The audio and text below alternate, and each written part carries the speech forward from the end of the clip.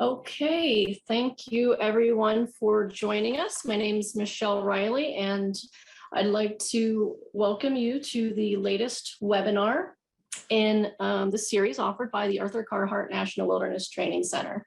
Today's presenter, Ben Lawhon, will present on the topic of anthropogenic sound and rock stacking in wilderness. And Ben will cover these topics separately, exploring the current information and trends, and then we'll discuss some potential strategies for minimizing the impacts in wilderness. Ben is a seasoned conservation professional with a deep commitment to environmental protection through research, education, public-private collaboration, and the stewardship of natural resources. He joined the Leave No Trace Center for Outdoor Ethics staff in 2001. And as Senior Director of Research and Consulting, his responsibilities include strategic guidance and implementation of the center's research efforts, field-based land management consulting, development of innovative recreation and resource management strategies, and agency relations. So we'll first hear from Ben, and then we'll take audience questions. If you have questions throughout the webinar, feel free to type those into the chat box at any time during the webinar, but we will answer them at the end. And we might have a few polls throughout, so please participate in those polls as you can. And with that, I think you're ready to go, Ben. Great, thanks, Michelle, and thanks everyone for joining today. Appreciate the opportunity to talk with wilderness stewards and practitioners, and those of you that are actively taking care of this amazing resource that we have. Always love to present and spend time with folks from Carhart. So thanks for joining today.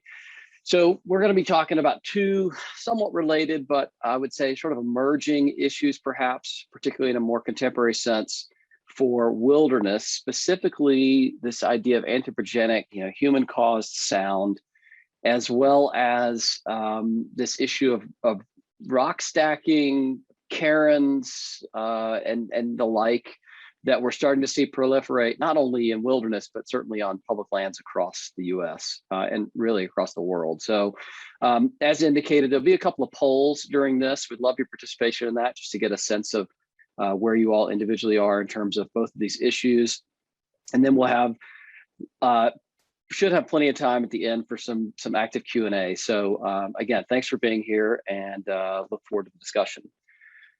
So just a quick, as a sort of a primer, I just want to display the public lands use in the US. When we look across the spectrum of the federal and state lands, we're seeing hundreds of millions of visits to public lands.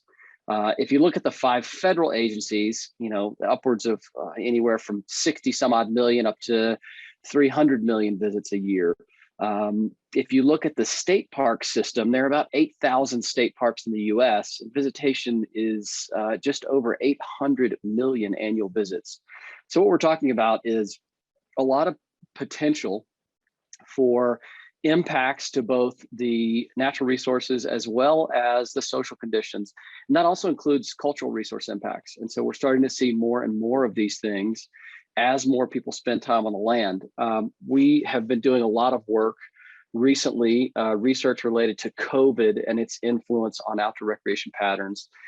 And one of the things that we continue to see is the sheer volume and the number of people who substituted the outdoors for other leisure activities they may have done pre-COVID. And so, in fact, I'm presenting at the National Outdoor Recreation Conference next week, specifically on findings from a study we just concluded looking at the new outdoor visitor, and really trying to build a profile of what these people look like, and try to understand what brought them to the outdoors. What information sources did they use to find out about the outdoors? Do they anticipate staying in the outdoors now that they've given it a try? And interestingly, we found that a fairly large percentage of the people who were drawn to the outdoors during COVID essentially indicate that they are intending to continue recreating outdoors. So we're seeing a lot of new people outside, a lot of new different types of people, and in some ways it's leading to some additional impact in the outdoors. And so it's a matter of getting out ahead of the curve and really starting to ensure that all people who spend time outside not only have equitable access, but also have access to good information about enjoying the outdoors responsibly. Because with these numbers we're talking about individual impacts, but they're cumulative over time. And I'm sure you're all well aware of that as you see that play out on the land. We think about Leave No Trace often as a spectrum. On one end, we see significant recreation-related impacts. And these could be some very serious impacts, things like human-wildlife conflict, water quality impacts, particularly as it relates to human waste and water sources, significant impacts from fires. On the other end of the spectrum, we may see very few impacts. And what we really have over the last, I would say 10 to 15 years, really started to stress to people is not that Leave No Trace is this all or nothing prospect. It's more about the idea of just find your place on the spectrum. Doing anything to minimize your impact is better than doing nothing at all. And we are gaining traction, particularly with newer audiences and people who are new to the outdoors, by helping them understand that Leave No Trace is not about perfection, it's about action, and that we all can take steps, even simple steps, to minimize those individual but cumulative impacts over time. So if someone goes out to a wilderness area and they stick to a trail, great, you're leaving no trace. If you go out to a wilderness area the next day and you stick to trails and you pick up after your pet, even better. And so again, it's the accumulation of all these good actions is what really benefits our shared public lands and can help pave that way for a sustainable recreation future. So when we think about use and recreational impact, recreational use of public lands and the associated impact, there's been a relationship that was posited in terms of as recreational use increases, recreational impact will also correspondingly increase. And quite frankly, I've been doing this a long time, and I don't think this is hypothetical. I think there's a real relationship between the amount of use that we see on public lands and the amount of impact that we're seeing on public lands. What we're trying to do through our efforts and through efforts of our partners like the federal land management agencies, national park or state parks, as well as many municipal and local parks and park systems, is to educate people so that we can change the shape of this relationship. Because one thing is for sure, we're always making more people, we're not making more land. And if we can continue to educate people on responsible enjoyment of the outdoors, we could potentially see some benefits. Maybe there's an improvement in resource and social conditions. Maybe we see a decrease in the impacts. Maybe we see a decrease in maintenance needs. Maybe we see a decrease in law enforcement. When people can follow rules and regulations and recommendations, we may see less burden on land management agencies. We also may see an increase in visitor satisfaction. When people have a better time in the outdoors, there's a good chance that they will then lend their hand in terms of either service work or donating to causes, getting active, becoming a volunteer. And so all these are positive benefits of ensuring that people understand how to enjoy the outdoors responsibly. And again, it's the idea of really changing this relationship to the extent that we can, so that as we continue to have more recreational use of our public lands, that we may not see a continued corresponding increase in impacts. So what are the consequences? And those of you who have seen presentations I've done in the last few years have certainly probably seen some of these images, but hopefully there's some new people who haven't seen these. So I just want to give you a sense of the types of impacts that we see most often, which is going to lead us into the discussion about things like anthropogenic sound and rock stacking and so forth. So this is obviously a bear that's been in trouble before. It's got a tag on each ear. This is a shot from Yosemite. This bear clearly knows what's in that tub. It's got a mouthful of something there. And the issue with this is not only is a significant impact to wildlife, and ultimately in this case, the bear loses, is that this is totally a human caused issue. That's the locker, or that's the door to the bear locker. And, had that bear locker been closed properly, it's quite likely that bear would not be rifling through that tub full of food. And so this is just an avoidable impact. This is something that we have control over in most cases, keeping food, trash, and other attractants away from wildlife, in particular away from bears. We also see impacts like this, the spread of invasive species. In this case, we're seeing spread of emerald ash borer through firewood. So people bring firewood from one area to the next. In many cases, or in some cases anyway, that can transport invasive species that can then be established in other areas. I mean, this, started out as an issue in the Midwest, and now in the last couple of years, we have emerald ash borer here in the state of Colorado. So this is something that people are transporting. And if they're not aware of those consequences, they may just be uninformed or underinformed or simply careless, but they can have a significant impact on ecosystems when we don't take into consideration this type of thing that can occur. We also see lots of fire impacts and all the things that go along with that. Burned trash, partially burned food, resource degradation, trash begets trash in my experience. And so if a group walks into a site like this and they see this trashed fire ring, hopefully they pick the trash up, pull it out and rehab the area, but maybe not. Maybe they just assume that burning trash, even partially burning trash is okay, and they continue to contribute to the problem. And so we see this. We also see the issues that are associated with out of control fires. As most of you are probably aware, the majority of wildfires in the US are attributed to humans. And that's a lot of different ignition sources, but people burn a lot of things in a lot of different ways. And some of that's the result of campfires. And so it's something that we're certainly aware of here in the Western US and on the coasts in California and so forth. But it continues to be an issue, particularly as more and more people spend time outside. We also see things like this, intentional feeding of wildlife. And yeah, people may say, well, that's just a chipmunk. And they don't understand the consequences to these smaller animals when they are, come in contact with human foods and trash and attractants and all the things that can happen, like, congregation of animals in unnatural numbers, and the potential for disease spread through populations. There's just a variety of things that can happen. And people don't necessarily think about the impacts to, these smaller species. It's easier to see in a much larger species like a bear, but the consequences are just as significant for this animal as they would be for any other. We also see things like this, and this is from National Forest in Kentucky. And this is where Mike in 1985 decided he wanted to carve his name in this rock.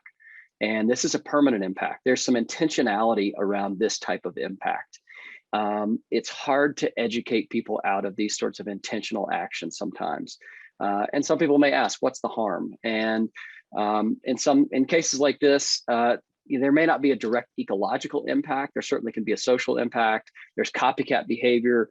I have another shot of this same area where you zoom out and there's 100 people that have carved their name in this place. And someday this may be considered art. It may be considered a cultural, site. It may be, protected. But certainly these days, this type of thing diminishes from people's experience in the outdoors. In particular, I think it can diminish from people's experience in a place like wilderness. We also see this sort of thing. This is sort of this newer technology-driven impact. So the woman on the left here is a selfie with a grizzly bear. I don't think she has any clue what the potential ramifications of that sort of action are. That bear might stay there and not take another step closer to her. And she puts this picture on Instagram. And these came freely off the internet. These are wide open Instagram accounts. So this is out there for the world to see. And we see a lot of copycat behavior like this. About 4 summers ago here in Colorado, there was a rash of people taking selfies with black bears. And it just became the thing to do. And again, people, they may not have malicious intent, but they certainly seem to not understand the potential consequences of the actions, not only to themselves, but to the wildlife. And then again, more copycat behavior. I was just saying, do it for the gram, right? For Instagram. Same thing with this guy on the right here in Yellowstone. That bison may look, slow and lumbering and can't move fast, but that's entirely too close. And when people see these sorts of images, there's often this desire to replicate these things. And so this is the type of sort of technology-driven, social media-driven behavior that is truly problematic, and people just don't fully grasp what can actually happen in these situations. This is another one. This is not wilderness, obviously, but it speaks to a couple of things. One is simply people being unprepared to spend time outside. This shot was taken in May. The original trail tread on this trail in March of the same year was 18 to 24 inches wide. Over that 90-day period from March through May, it had widened to 50 feet. And this is because people leave their car at the trailhead. They don't have the right footwear. They are totally unprepared. They don't realize that snow will stay in the shadows longer than it stays out in the open sun. This is a wet area. And so rather than being ready to walk through that, they simply walk around it. And then you can clearly see the cumulative effect of hundreds or thousands of people doing this. And we end up with this, arguably significant impact that has a significant financial cost to repair and has a significant human resource cost in terms of people have to go out and deal with these. And this is totally an avoidable impact. So we see this play out over and over from front country to back country to wilderness. And again, people don't necessarily understand the consequences of those actions. So when we talk about these emerging issues, these sort of contemporary impacts in wilderness, I'm going to call them, there are two that seem to, and there are lots, right? But there are two that seem to be more and more pervasive and really tricky in terms of how to address these particular impacts. And I think that some of the conversation that I hope that we can have later and some of the questions, some of this is really more philosophical in nature, I would argue at this point. There are certainly some impacts that can occur as a result of these two things we're going to talk about, rock stacking and anthropogenic sound. But I think we also have to consider the wilderness character and what are we trying to preserve in wilderness and what types of experiences and ecosystems are we trying to preserve. And so it's an interesting conversation and one that we've certainly been having at Leave No Trace and certainly have been having with our land management partners. And in some cases, there are just no yet easy answers, but certainly some emerging answers. So when we think about wilderness character, what are we trying to preserve? And so I, poked around a little bit and found some great information that I wanted to share just to set the tone. And wilderness character is a holistic concept based on the interaction of, one, biophysical environments, primarily free from modern human manipulation and impact. Two, personal experiences in natural environments, generally free from the encumbrances and signs of modern society. And three, symbolic meaning of humility, restraint, and interdependence that inspires human connection with nature. And this definition was taken from Keeping It Wild 2 back in 2015.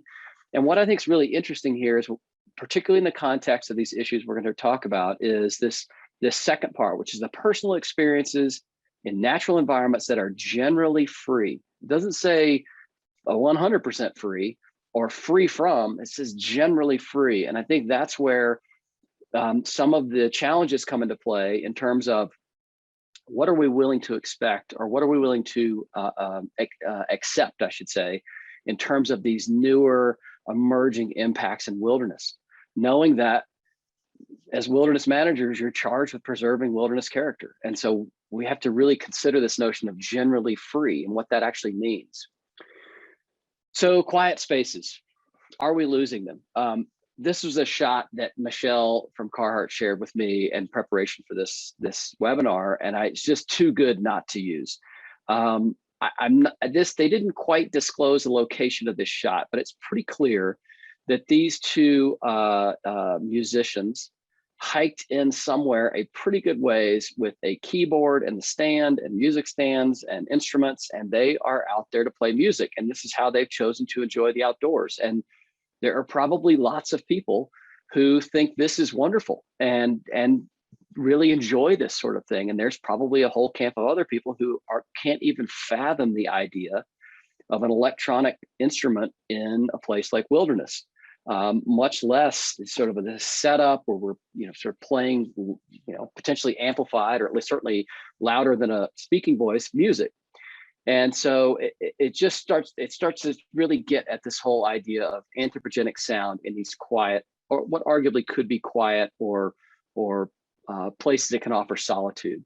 So with that said, I'm gonna stop right here and ask Michelle if she could populate the first poll question that we have regarding anthropogenic sounds. If everybody take a minute and just respond, that would be great. Okay, interesting. So nearly 2/3 of you indicate that it is a problem in the wilderness that you manage. So good to have that sort of data point there. So there's a second question about this, which we'll touch on in just a moment. So when we think about anthropogenic sound, it's interesting to see how things are moving along. So Walmart, largest retailer in the world, I sort of knew that, but I looked it up in preparation for this just to make sure that that was still the case. But this is a shot of a guy. I don't know whether they photoshopped this or what, but clearly this guy is supposedly, it looks like he's on a glacier on the side of a mountain somewhere. He's got trekking poles and an ice axe in his hand. And I think they just photoshopped this backpack on this fella. The point is, this is this backpack with Bluetooth speakers for camping is one of the things they mentioned. $33 for this speaker with a backpack, out of stock. Like you can't even get the thing, right? It's not even available. So when you've got the largest retailer in the world selling these types of devices that people will then ostensibly carry into the outdoors, it makes it that much more accessible to people. And I'm not suggesting that these are not appropriate, and I'm not suggesting people shouldn't have music and all that comes with that. I'm just saying it's an interesting sort of data point, if you will, in terms of how inexpensively we can obtain these things and how widely available they are, and how they're portrayed in this case on a website where it shows sports gear, camping gear, hiking backpacks, right? And then there's this Bluetooth speaker. And so for a lot of people, that just means, great, let's take it into the outdoors with maybe no thought given to what the impact might be to others, what the impact might be to wildlife, et cetera. So it's just an interesting sort of look at this. I think what a lot of people think when they think about wilderness, and to some degree myself included, because I'm old enough to know what life was like before Bluetooth and before iPhones. And I think a lot of people have this perception of wilderness, or this ideal of wilderness, which is this place where we can immerse ourselves in nature.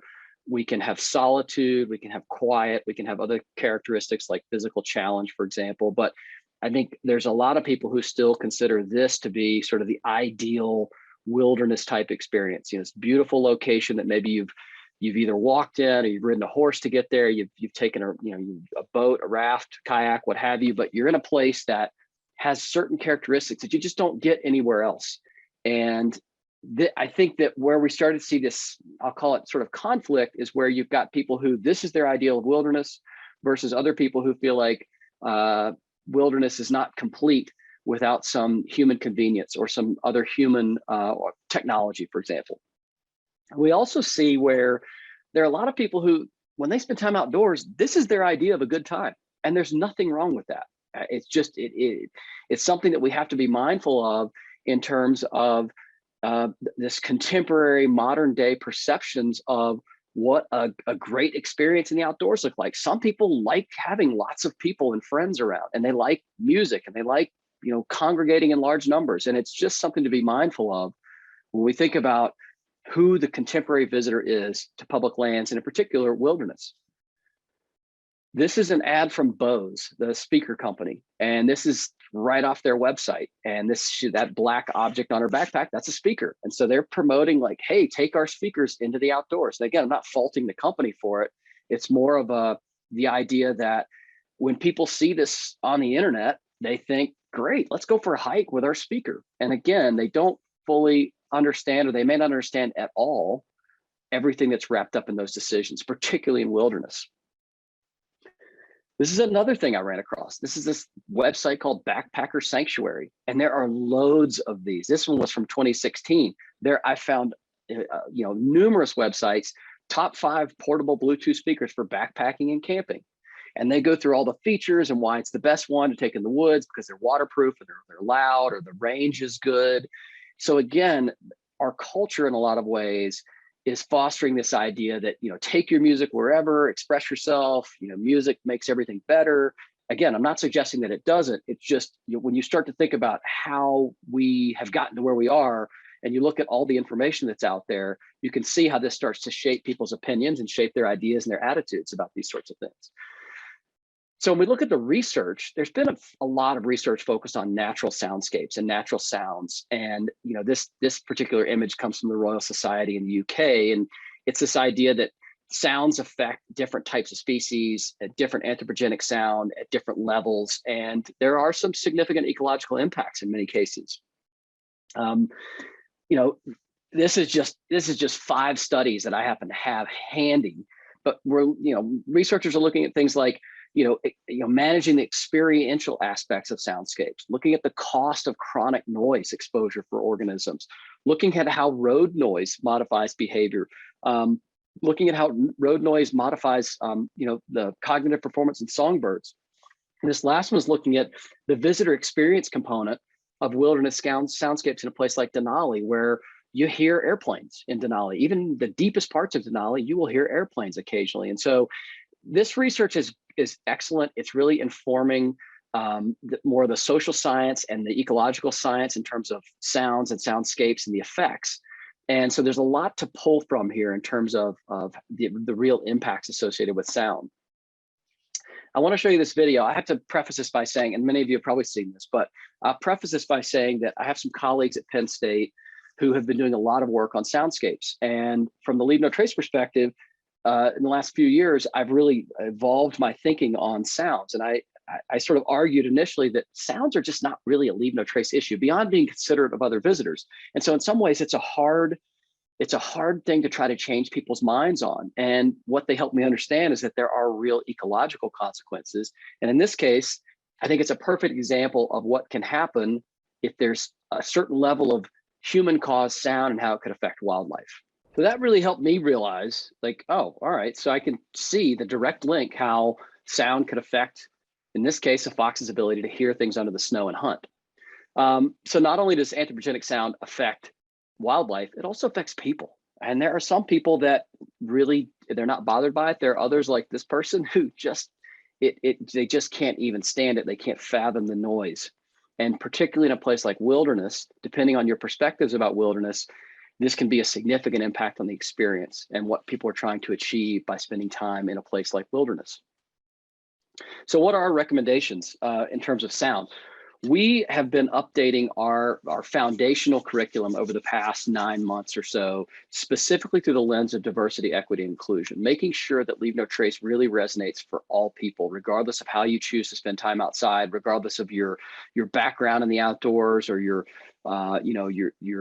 cultural association with the outdoors. We've really worked hard. And so this is reflecting some of the newer, more equitable, I would say inclusive information that we're putting out, but one is being aware of those around you and how technology may affect their experience. So we talk about speakers and phones and these sorts of things, which we haven't in the past.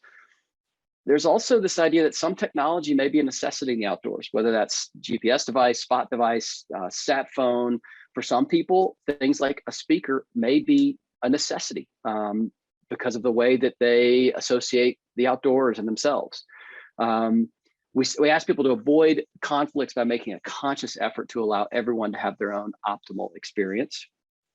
We ask people to keep noise down, especially at night or in remote areas.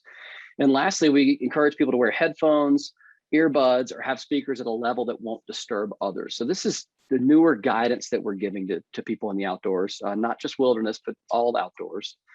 But there are some specific considerations with this, and they're important. One is that there is some data that suggests that some people feel safer outside with anthropogenic sound.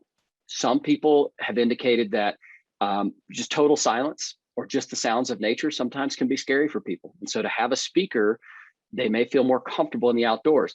This may be especially true for people who are new to the outdoors and those who come from communities that have beliefs that have been shaped by historical context. There are people who feel like wilderness is not safe for them as a group of people in some cases. And so thinking about how we ensure inclusivity in wilderness, this is a real consideration. Again, these DEI considerations, thinking about the rules, the regulations, recommendations for certain communities of visitors.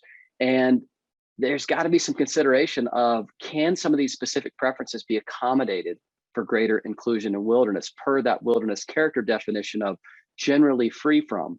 And so it's again, thinking about these issues in terms of how we can accommodate more people, more different types of people in these spaces, but still preserve what we're trying to preserve. So with that said, Michelle, if you would populate that second question, please. And if everybody would take a minute just to answer this one, that would be great. And some people were having trouble locating the smaller window. The question is, does your agency or unit refuge park have regulations or guidance that address anthropogenic sound and or enforcement for such issues? Okay, so again, I'm not sure how many people were able to respond, but about a third indicate there are no current rules, regulations, guidance regarding sound or enforcement. And so that's just interesting to note. So let's think about, you know, I sort of titled this, are we losing natural places? That's maybe a bit of hyperbole, but it's more of, are we seeing these contemporary sorts of activities or intrusions into places that are reducing that natural feel, reducing the wilderness character? And so this rock stacking thing has become really, I mean, it's been going on for a long, long time. That said, this contemporary iteration of it is something that is front and center on a lot of public lands. We're seeing it in all sorts of environments like this. We're seeing it in places like this, and we're seeing it in other countries. This is from Iceland, and we're seeing where people see one stack of rocks and they want to put their own stack of rocks there. And like, this is an interesting one for a variety of reasons. There's a huge social media piece to this in some ways. This is Instagram here on the left. I just happened to look yesterday. There's almost 100,000 posts that are tagged rock stacking, and there's more and more every day. This on the right is from Twitter, actually. And this one person says, these creatures all agree that rock stacking is stream vandalism, not art, not spiritual, definitely not cool. No to rock stacking. So you've got proponents of this, you've got opponents of this, but nonetheless, it's a thing that is something that people do. Some people refer to this as ephemeral art, meaning that it's not permanent, it's not meant to be there forever. Some rock stacks are there forever in some cases, or for certainly a long time. And so there's just differing philosophical views on this, but I think largely that stems from people not understanding the potential consequences of this kind of thing. So this just came out yesterday, and I put a link in the chat already. This was an article in Nat Geo that literally came out yesterday. Why do people stack stones in the wild? And this is from Maine to Mongolia. They talk about the global implications of this and what drives some of this rock stacking, whether it's cultural or religious or wayfinding or other, art or other reasons. But it's interesting to see. I would highly encourage you to take a look at this article. But in terms of what we're seeing out there, this is an example here in Colorado where we see significant, rock stacks, cairns, if you want to call them cairns. These are certainly not for wayfinding. And what's interesting is the managers of this particular, protected area here feel like this type of activity is inconsistent with how they want to manage this place. It's not a natural feature. And so the managers would go in and knock all these down, and the rock stackers would come back and they would use bigger rocks and more stacks. And ultimately the land manager comes in and says, great, we're going to just fence this off with this buck and rail fence, and we're going to put signs up that say, keep off restoration area. We're going to knock all these down. So there's this sort of battle going on in this case between the land manager and the visitor, and the land manager saying, we're managing for a certain condition on the ground, and the visitor saying, yeah, but we want to stack rocks. And so it's a very interesting conundrum that we're in here. So I'll give you and I'm calling this the modern history of cairns, and this is really in the US. I say modern history because rock stacks and cairns have been used for generations around the globe for a variety of reasons. But if we look just at the US, some of the most notable, points of history with cairns in 1896, Waldron Bates, who was one of the lead authors of hiking maps still used in Acadia National Park in Maine, developed this standard for building cairns in this unique style known as a Bates cairn. And in the 1950s and 60s, there began to be this emergence of the more conical shaped cairns on public lands, which are pretty common today here in the US. And some are manager created or manager sanctioned for wayfinding or other potential reasons. Some of those are just created by visitors themselves for a variety of reasons. So this is the Bates style cairns for those of you who may not have been to Acadia. And this is sort of a very famous, iconic cairn style in the Northeast, still in use today for wayfinding and so forth in Acadia, and there's sensitive areas above tree line. So this has a real substantive purpose in terms of keeping people on the most durable surface, off of the most fragile vegetation, and making sure people don't get lost in bad weather. So there's a real purpose to this style of cairn. Similarly, this is a cairn from Bryce Canyon National Park. This is another cairn that's used for wayfinding. In cross-country situations like this, it's easy just to go from point A to point B rather than staying on a designated trail. And so this type of cairn is used specifically for wayfinding. Similarly, this is a cairn here from a national park in Hawaii. And again, it's got a very specific purpose of keeping people safe, keeping people on the right path, so on and so forth. So the research on rock stacking, there is a lack of rock stacking impact focused research. There's not a wealth of studies on rock stacking and its potential ecological or even social or cultural impacts. That said, we can draw from the existing recreation ecology research because we know what happens, for example, when there's trampling effects, when we dislodge rocks and so forth. And so my contention is that, assuming this rock stacking phenomenon continues, I don't foresee any reason why it wouldn't. There's going to be a need for research, in my opinion, particularly human dimensions research, as well as recreation ecology research to understand what are the real impacts, and then how do we influence people's decisions regarding rock stacking? How can we craft and create effective outreach and messaging that will influence their decisions about these sorts of things? Data-driven messages generally are more powerful in terms of influencing those decisions. And in the absence of data, we can craft good messaging, but when we know specific attitudes, perceptions, and people's behavioral intentions, we can really create better messaging. So there are some ecological consequences, though, of rock stacking, and destruction or alteration of habitats. Rock stacking affects small mammals and insects, particularly their ability to survive, reproduce, or escape predators when we remove big rocks to build rock features.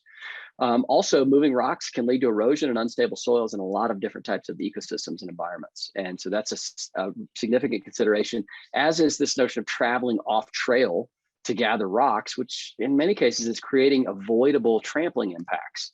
So you've got lots of people that want to replicate a rock stack in an area. And so you're not only getting this accumulation of these, but you're getting accumulation of these associated impacts. So in terms of additional consequences, there are cultural, ecological, and social implications to this. So one, the cultural impact, if stacked rocks are knocked down or altered, it could impact native or indigenous communities that have put those rocks there for a very specific purpose. Also, this idea of visitor-built cairns can lead other people off the designated trail or into unsafe areas, unstable areas. So, when we've got people just building cairns wherever they want or stacking rocks wherever they want, that can affect people's not only their experience, but certainly their safety in some cases. And then lastly, this idea of these unnecessary cairns or rock stacks can really diminish a visitor's experience in a particular place.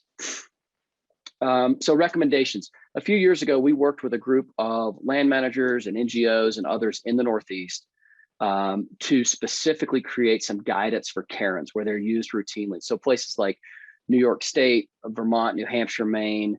We really wanted to come up with some good guidance for cairns because it was becoming an issue in terms of people altering cairns and people knocking cairns down and then people creating their own. And so first is, do not build unauthorized cairns, because when visitors create these, they're often expanding, trampling, misdirecting others from established routes. We advocate not tampering with cairns because cairns, those authorized ones, are designed and built for a specific purpose. So we advocate leaving those as found.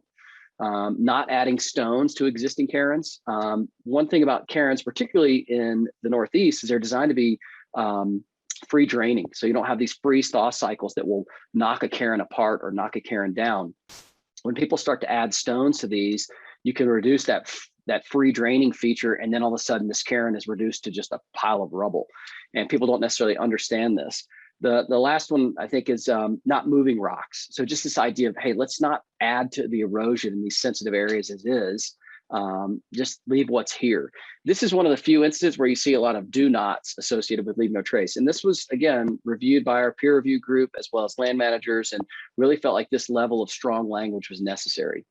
Oh, the last one, sorry. Stay on trails to protect these fragile environments. Follow cairns in order to stay on designated trails. So some recommendations for cairns in terms of additional, and this is really some emerging guidance that we've been considering with rock stacking and cairns. And one is, rather than dismantling or creating new cairns, let the manager, we're advocating that outdoor enthusiasts is, let the managers know if navigating through specific areas or wayfinding is challenging, rather than just starting to build your own cairns. Like, go to the ranger station, go to the visitor center, tell them, hey, it was really difficult to get to that area. I want to let you know, here's some pictures I took of it. We're also, advocating. There are a lot of people who indicate they rock stack for therapeutic reasons or for other personal reasons. And so we're saying we're considering things like, hey, if this is what you want to do, just find an area where it is expressly allowed. There are lots of places where this is totally acceptable and not a problem. And so we're saying, look, find a place that does allow this. This is no different than saying, find a place that allows dogs off leash, for example. The other thing that we're saying, we've said this for a long time at Leave No Trace, but one is explore other ways to connect with nature that don't involve removing rocks, disturbing habitats, creating erosion, trampling effects, and so forth. And so it's really advocating a different way to experience this kind of thing. And again, these are just some ideas that we're sort of knocking around internally to determine what's most appropriate, given that this is evolving over time. So in terms of the wilderness piece, really thinking about striking the right balance, right? This is probably not a hard no in most cases. It's not a hard no, don't stack rocks, or hard no, no sound. Maybe there are places where it's clear cut, but I think when we consider the inclusivity of wilderness and the potential of enhancing that and really welcoming new different types of people into wilderness, we may have to think about how do we strike this balance, and how can we adhere to that idea of generally free from human intrusion. And so I encourage everybody to think about not only the legal mandates, but also more of the philosophical side of this. I also want to mention just a couple of quick things about research. One is there is a need for this type of research. One is that you all know this, most park and protected area managers have this dual mandate to provide resource protection, but also the provision of recreational opportunities. As visitor use increases, generally speaking, we see an increase in social and ecological impacts. A specific concern for most land managers, certainly the ones that I'm dealing with, which is a lot of them, is the impact of recreation. And we know that data can help in the crafting and delivery of effective outreach strategies that can leverage these salient attitudes and beliefs that people have to affect or influence the decisions that they're making.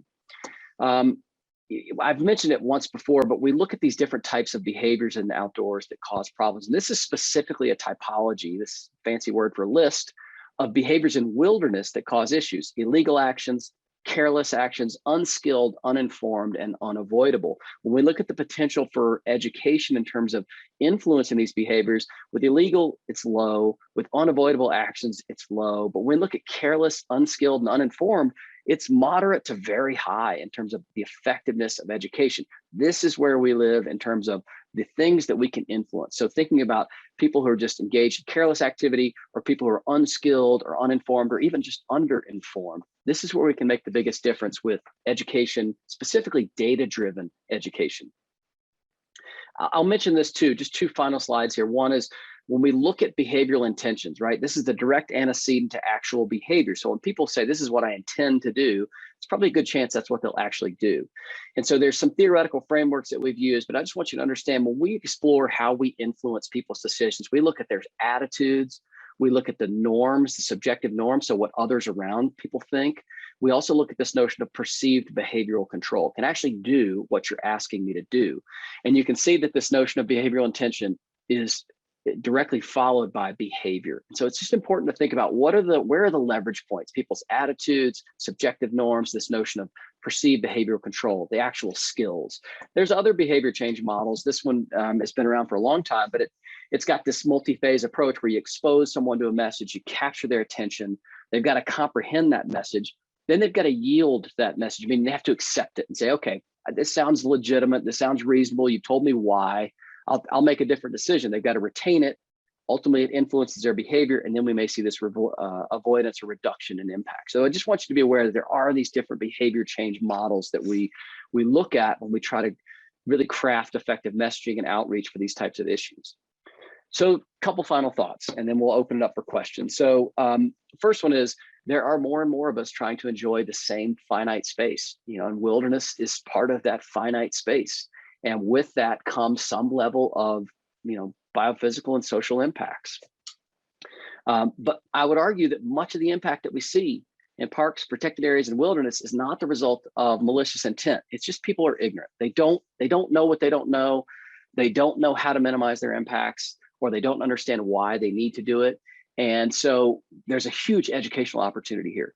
I will say for myself that as we started to do COVID research and its effects on recreation patterns in March of 2020, there was a big sense by summer of last year that we are in a real crisis situation in terms of the impact of public lands from all this increased visitation.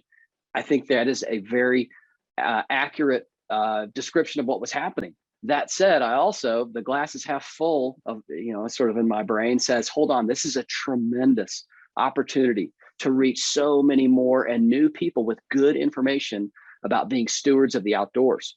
And so we really had to flip the narrative on that and say, yes, there are problems, but we've got to seize the opportunity here. It's going to take all of us to educate visitors to public lands. And I mean, all of us, not just Leave No Trace, the land manager community. I mean, the NGO community, the volunteer community, the outdoor industry, the tourism industry. I think there's a tremendous opportunity to pull more and more collaborators in to this fold in terms of educating people to the outdoors. One thing is you got to remember, for a lot of people, were impacts created yesterday? Probably, yes, maybe. But is it really about the decisions people are making tomorrow? That's where I think we really win, is thinking about, okay, how do we influence people's decisions so they make a better decision tomorrow for public lands? And the last one is Leave No Trace is not about perfection. It's about action. And I feel like this is such a salient concept with today's visitors to the outdoors, in understanding that we're not lowering the bar. What we're saying, though, is do what you can individually, because that's better than doing nothing at all. And we don't expect you to levitate over the ground. What we expect you to do is start to be mindful of what your impacts are in the outdoors, develop this personal connection over time, and ultimately make better decisions about our shared public lands. So with that said, I've got the easiest email address in the world. I'm happy to share any of the research that I've mentioned. Happy to discuss further with any of you these issues, and really glad that I had an opportunity to chat with you all today. At this point, we'll open it up for questions through the chat. It looks like there are a number of comments and questions in the chat. So yeah, Ben, would you like me to? That would be great. Yeah, feel free. Okay. So the first question was, does the messaging go beyond specific and practical ideas / rules / habits? It seems that people who have a deeper sense of the overall ecology of a place and a deeper affection for places, they are more likely to buy into taking personal responsibility. I mean, our newer messaging definitely goes beyond just, specific practical ideas or recommendations. We are trying to better tap into those important attitudes, because that's where we really can start to see behavior change. I mean, just because you tell people what to do doesn't mean they're going to do it. There's not this tidy linear relationship between knowledge and behavior, right? Just because I tell you need to dig a cat hole to put your human waste in doesn't mean that's not something that is influential. I mean, for some people it is. They want and they genuinely want the knowledge. For other people, they need more rationale. They need more of the why. They need more understanding of the consequences. So our messaging continues to evolve to go beyond just the what and really focus on the why, because we know that the why is a very important component in helping people make different decisions. Okay, thanks, Ben. There's a comment, if you want to address this. It says, surely those who seek natural sounds and quiet in wilderness deserve the same or more consideration in wilderness. 80% of lands are available for other uses and opportunities. I'm not disagreeing with that. And it's, again, that balancing act. I mean, there may be people who genuinely want to seek a wilderness experience, and for them, part of that is having their Bluetooth speaker. And I don't have a great answer for you. I'll be perfectly honest with you. Could we redirect those people to other places where that sound is not as intrusive or perceived to be as intrusive? Absolutely. That said, do we want to close the door on everyone who might want to spend time in wilderness that may have a different cultural context for spending time in the woods in the dark at night? It's something that, again, I don't have a clear-cut answer other than to say we have to take in all the data that we can and make good decisions. Because I guess I'll go out on a limb here and say, when we aren't able, and I'm not just speaking specifically about wilderness, but when we aren't able to accommodate as many people as possible, we lose those potential champions and those supporters and those people that might come to the defense of wilderness if it's ever on the chopping block. And so I guess I encourage the wilderness management community to think about how can we maybe accommodate things without diminishing the wilderness character and wilderness values. And I don't, again, if I had the silver bullet answer, I'd share it with you. But that's why I said this is definitely, there's a lot of philosophical, soul searching, so to speak, that's going to have to occur in these conversations, I think, in the absence of hard and fast federal regulation against something like amplified sound. Okay, thank you. The next question is, are there trainings on how to approach people making noise, et cetera, that doesn't lead to an escalation? We don't have a specific training yet that's focused just on noise. I mean, I would imagine many of you are familiar with things like the authority of the resource technique, which has been, widely used in wilderness. There's been at least one empirical assessment of the efficacy of the authority of the resource technique in terms of its utility by wilderness managers and rangers in terms of approaching people and having a good, friendly, shoulder-to-shoulder, non-confrontational conversation with them. And so I'd say as a starting point, that's the technique to use. That said, we could, if this continues to be a growing issue, which frankly, I think it probably will be, I could see us evolving and really having some specific talking points, bringing in the science on sound and its effects, and making a more data-driven training and a data-driven approach that reduces that potential for conflict. But we don't have anything currently that's just solely focused on addressing sounds. Okay, thank you, Ben. Eliza, I can unmute you if you'd like. You wrote, what about drones? And I'm not sure in what context. So if you want to clarify, I can unmute you. If not, I'll just go ahead and let Ben. Yeah, all I'll say to the drones, I mean, given that they're mechanized, it's not something we've focused on. We've certainly had discussions with our federal partners about the use of drones, but given that the FAA has been involved in that, it's not something that we've yet created guidance on, given that, places like wilderness, it's, they're not allowed. So it certainly falls into this technology issue, but it seems as though currently there's a little more regulation around the use of drones. So I would say that that's something that we're going to continue to monitor. And Leader Trace is not resistant to wading into that conversation. It's just that we haven't quite yet gotten there in terms of what our recommendation would be that differ from the existing rules and regulations around drones. Thank you, Ben. And there aren't any other questions that I see. I did give everyone the ability to unmute themselves. We have about 5 minutes left. So if you'd like to unmute yourself and ask a question, feel free to do that. You do have the ability to do that now.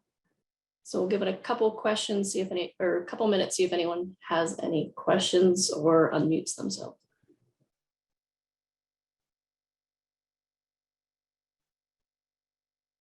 Yeah, I guess I would just add, I'm sort of sifting through the comments, and I apologize if I'm striking a chord in terms of this notion of accommodation. I'm not saying that I feel like that every single desire from every visitor in wilderness should be accommodated. I'm a firm believer in wilderness and wilderness values, and absolutely support wilderness as it currently exists.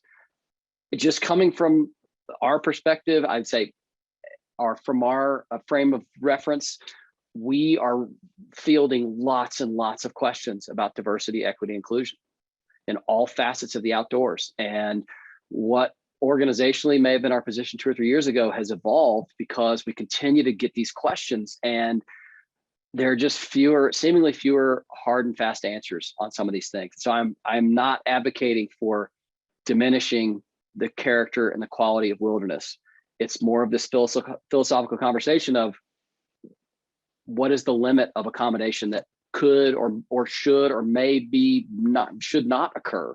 And so I'm not advocating that everybody carry a Bluetooth speaker in wilderness, or that we put lights in wilderness, or we get rid of all the bears in wilderness. That's not at all what I'm advocating. It's more of where we sit. We're hearing a lot of these questions, and a lot of our partners are asking these questions. And so if these haven't arrived in your inbox or at your doorstep yet, they will. And so I'm just throwing out these ideas that we've been fielding for a while, and just for broader discussion and comment. And so I'm I'm not in any way, shape, or form trying to advocate for any broad sweeping changes. It's just more of a put your thinking cap on.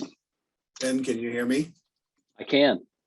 I'm Brad. I'm in Glacier Park. I just wanted to I appreciate your comments on inclusive, I can't even say it, but being inclusive makes me think. I work in Glacier National Park though, where I'm seeing a lot of folks with the speakers and they think as they're hiking down the trail, it makes enough noise to scare grizzly bears away. And the sound doesn't actually carry that far in a forested environment.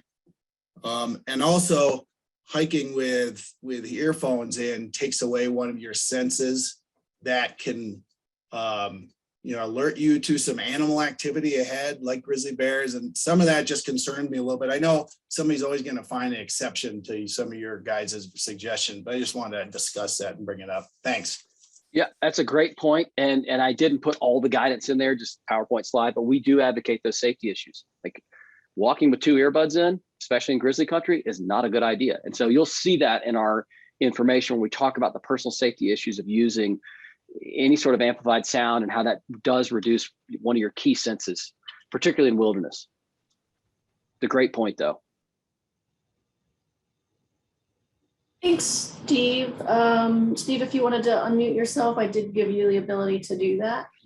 Yeah, so I guess I wanted to follow up on my comment then, and I agree that there has to be a balance of some sort. So I'm more of a hardliner against a lot of these accommodations, but not a hardliner saying not to discuss it. And I think your comment earlier in the presentation where you said we need not just the land managers, but we need NGOs and a lot of other groups helping out with this, because I think the way you can work it is you need the bigger perspective. People have to understand what wilderness is. I think a lot of people that come to wilderness don't really know that it's different than a national park or Steve, is Steve still there? I lost him. I'm not sure if anyone else did.